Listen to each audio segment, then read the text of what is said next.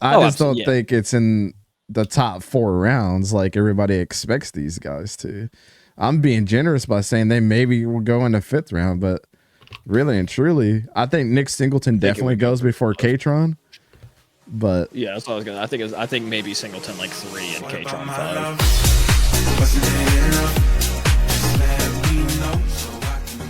All right, so I know we talked about Drew Allar a little bit, but I had speculated that I think Kaytron and Nic Singleton were possibly going to stay. So when the news came out, guess who wasn't surprised? Me. They got so close. I mean, that if that's not a filler out for where your team is projected to be, 𝗕𝘂𝘀𝗀𝗀𝗀𝗧 is going to be there. Your offensive coordinator is staying. James Franklin is one of the best recruiters in the country year in and year out. And I just wonder what will happen now, just in the wide receiver market now that these guys are staying. There is still a possibility that Drew Allar may have put his name in the transfer portal and nobody just knows and just waiting on the team.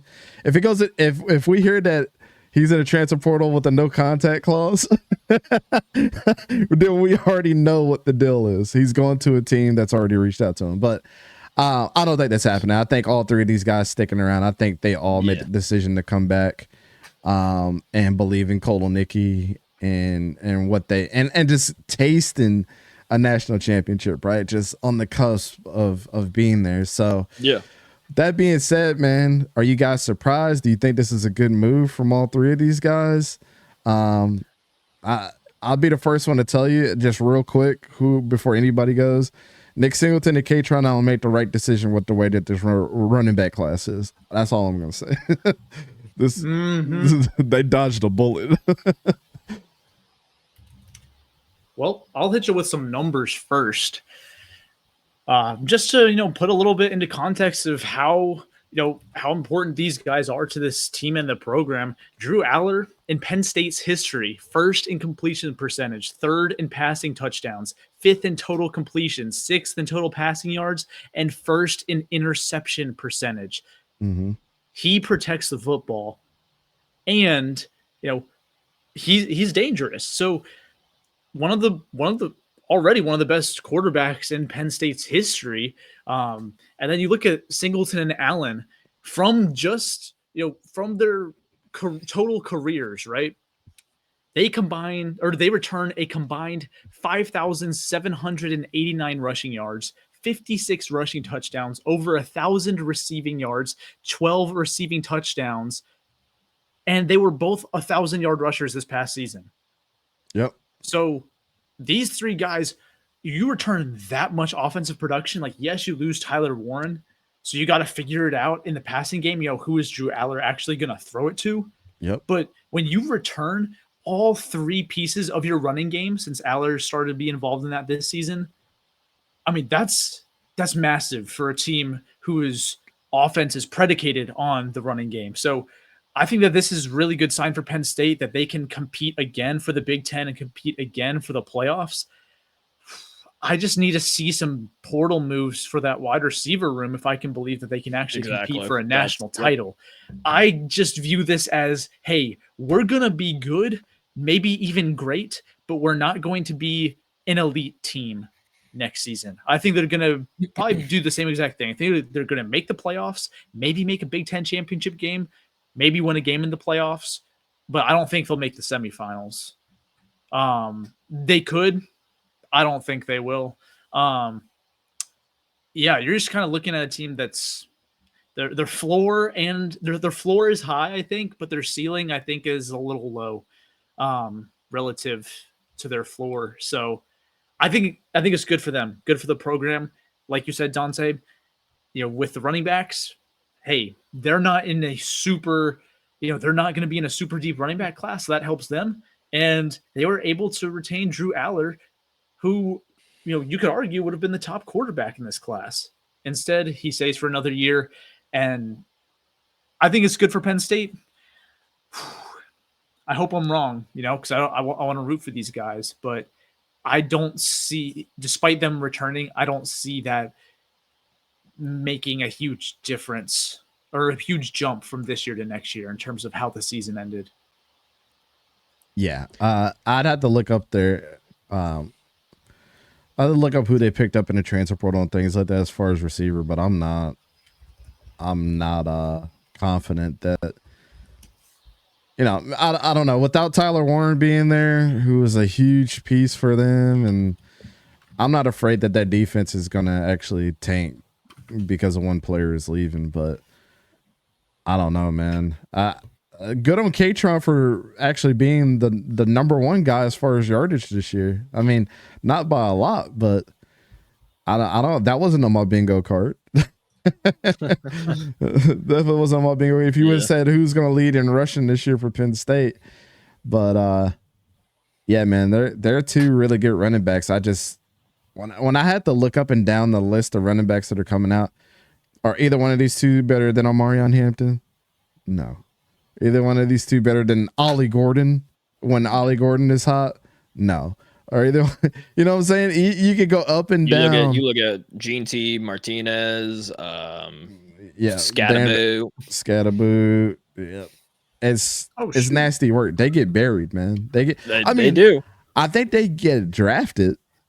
I just don't think it's in the top 4 rounds like everybody expects these guys to. I'm being generous by saying they maybe will go in the 5th round, but really and truly, I think Nic Singleton definitely goes before Kaytron. But yeah, that's what I was gonna. I think maybe Singleton like 3 and Kaytron 5. Yeah, maybe with how this turns out. I'm looking at their additions in the portal, right? Because I didn't know of the specific names they had signed at wide receiver, but they added Devontae Ross, a receiver from Troy, who had 76 catches, 1,000 yards, and 11 touchdowns this season, averaging 13.7. So that's getting an unproven guy. Good. Yep. And a guy we watched earlier on in the season when they beat LSU in week 0, Kyron Hudson from USC. Oh, they did get Kyron Hudson? They did. He committed to Penn State. I didn't see that he wow, I caught that news late. Okay. Yeah, no, right? Same. I thought he was still in the portal. But yes, he committed to Penn State like a month ago. A month ago? Pretty sure that's what it said. Golly. No, I'm talking about Abdul Carter. On the 16th of December. A month ago. So, yeah, I mean, to me, those are two really good weapons. So, hey, maybe those two guys could elevate this offense, right? But again, losing Tyler Warren, Mackey Award winner, whether we agree with that decision or not, he was an incredible tight end. Yeah. You lose him, that's people saying he's better than Brock Bowers is still nasty work to me. That is nasty work. They're just enamored that he can line up at center and quarterback. That's it. It's a good listen. That's a good. Yeah, I mean, Swiss Army. Now I don't know why I couldn't think of the word. Absolutely, I feel you, but I'm like, yeah, losing him is going to be tough. But I do think that Penn State are still going to be contenders. They're still going to be a very good team. I like that they're all staying. I think it's cool. You know, cement yourself as a school legend. You know what I mean? Yeah. Like even if they don't win a national championship or even don't win the Big Ten, I mean, Allar's going to go down as probably the best quarterback in Penn State history. These two running backs are probably going to go down as the best running back duo in school history, maybe even ahead of Saquon Barkley and Miles Sanders potentially. Because before that, I mean, you had Kerry Collins that went there, but who's the most recent one? He wore 14. What was his name? Quarterback? Hackenberg. Yeah, Christian Hackenberg. Christian Hackenberg, yeah. Yeah. I mean, that's who probably everybody would say, right? And during that time of, you know, when all the stuff happened with Sandusky and all that, and coach retiring and all that, and Bill O'Brien comes in and does something with them, like, you know, he'll always be remembered for that, right? But outside of that, yeah, I think Drew Allar being a 5-star, committing all the way from Ohio, putting that team on his back and everything. Yeah, I would have to agree with you there. It'd be hard pressed for me to say after a good year next year and getting him to another college football playoff or imagine just ending his career with a Big Ten championship. Yeah, that would be so big for Penn State. He'd be number one. He'd be number one overall. He'd be number one overall. It'd be hard to- I mean, hard he to say has that the he's not. physical tools, right? Like, and he's shown that he can even be mobile, right? I know people love to compare him to Josh Allen because he's a big white dude who actually can run a little bit, but like, I wouldn't say he's Josh Allen. I think that's a little bit of a stretch. But Allar has great physical tools. And if you're able to suddenly add production and some sort of hardware to go along with it, right? If you get a trophy of any sort, suddenly, man, you're cementing yourself as a top 5 pick, probably top 3, if not number 1. So yeah, I know that's kind of almost way too far down the line to be talking about this, but I mean, let's be for real here. The ceiling, for Drew Allar, if you're able to win a Big Ten championship game or even a Natty, is absolutely being the top overall draft pick in 2026. Yeah, I agree with you, man. I'm glad the trio came back though. I do want to see him running back one more time. Yeah. To be honest, it's good for football when Penn State is good too. So Well, and I think part of it that will help, especially with all the players returning, is obviously those 2 additions at wide receiver in the portal will be very useful. We talked about the defense, that front 7. Penn State always replenishes. You lost Chop Robinson, and then immediately, Abdul Carter kind of picked up what he, his production. So they've always got guys waiting in the wings. Plus, they also just, know how to recruit for the front 7, for the linebacker position and the defensive line position. I think with the 12-team format for the playoffs, I still think Penn State will probably be back in. They're tough. I mean, their toughest opponents are going to be Oregon and Ohio State. They've got a bye week before both of those games. So, you kind of look at that being your toughest in-season opponents. And, who knows what both of those teams will look like next year. So at least you have some familiarity with however you say his name. Nicki. Yep. Nicki, thank you. You got Nicki, who pretty much has had Drew Allar for majority of his time there at Penn State. So, nobody knows each other better than those 2. So again, you've got familiarity with the offense. I mean, obviously, yes, you're losing Tyler Warren, so you're going to have to find some offensive production to replace him there. But you've got your solid run game back.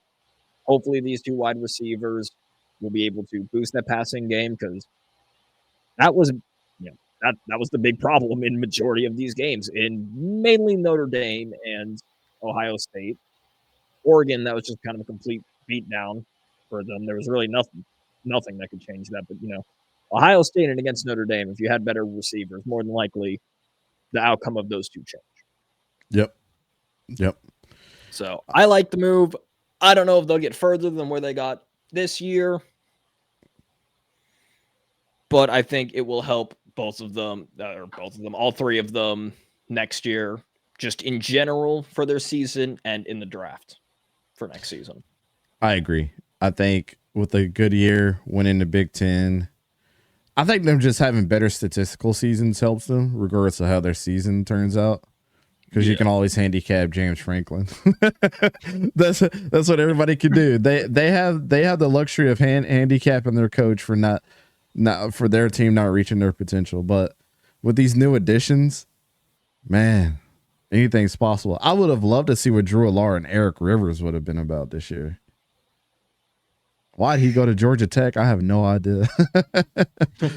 I mean, I get it. Going to Georgia Tech, it looks a little different now. But still, Eric Rivers with Drew Allar, though. Oh, my God. That could have been nasty. Oh, my goodness.